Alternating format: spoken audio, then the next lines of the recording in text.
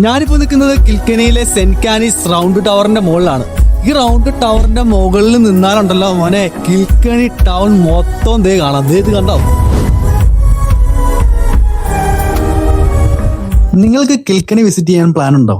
നിർബന്ധമായിട്ട് നിങ്ങൾ ഇവിടെ വന്നിരിക്കണം. അപ്പൊ വീഡിയോ സേവ് ചെയ്ത് വെച്ചേക്ക് പബ്ലിക്കായിട്ട് ഓപ്പൺ ആക്കുകയും നമുക്ക് മുകളിൽ കയറി കാഴ്ചകളൊക്കെ കാണാൻ സാധിക്കുന്ന അയർലൻഡിലെ ചുരുക്കം ചില റൗണ്ട് ടവറുകളിൽ ഒന്നാണിത്. ഇത് കണ്ടോ? ഈ റൗണ്ട് ടവറിലേക്കുള്ള വാതില് 2-3 മീറ്റർ ഉയരത്തിൽ ഉണ്ടാക്കിയതിന് ഒരു കാരണമുണ്ട്. ഇതില് പണ്ട് താമസിച്ചുകൊണ്ടിരുന്നത് മോങ്സ് ആണ്. അവർ ഈ പ്രാർത്ഥനയ്ക്കും ഈ ഗ്രന്ഥങ്ങളൊക്കെ എഴുതാൻ വേണ്ടിയിട്ടാണ് ഇവിടെ താമസിച്ചുകൊണ്ടിരുന്നത്. ശത്രുക്കളിൽ നിന്നുള്ള ആക്രമണത്തെ പേടിച്ചാണ് അവർ ഇതിന്റെ വാതില് ഇത്ര ഉയരത്തിൽ നിർമ്മിച്ചത്. ഇവിടേക്കുള്ള എൻട്രിക്ക് നമുക്ക് ഓൺലൈനായിട്ട് ടിക്കറ്റ് മുൻകൂട്ടി ബുക്ക് ചെയ്യാവുന്നതാണ്. ഏകദേശം 7 യൂറോയാണ് എൻട്രി ഫീ. ഉള്ളിലേക്ക് കയറിയപ്പോൾ തന്നെ കണ്ടത് കുത്തനെയുള്ള സ്റ്റെപ്പുകളാണ്. ഈ കുത്തനെയുള്ള സ്റ്റെപ്പുകൾ ഫുൾ കയറി വേണം നമുക്ക് ഇതിന്റെ മുകളിലെത്താൻ. എന്താണേലും ഇത് കയറാൻ കുറച്ച് പാടുപെടും. ഒരുപാട് റൗണ്ട് ടവറുകൾ കണ്ടിട്ടുണ്ടെങ്കിലും ആദ്യമായിട്ടാണ് ഒന്നിന്റെ മുകളിൽ കയറാൻ പോണത്.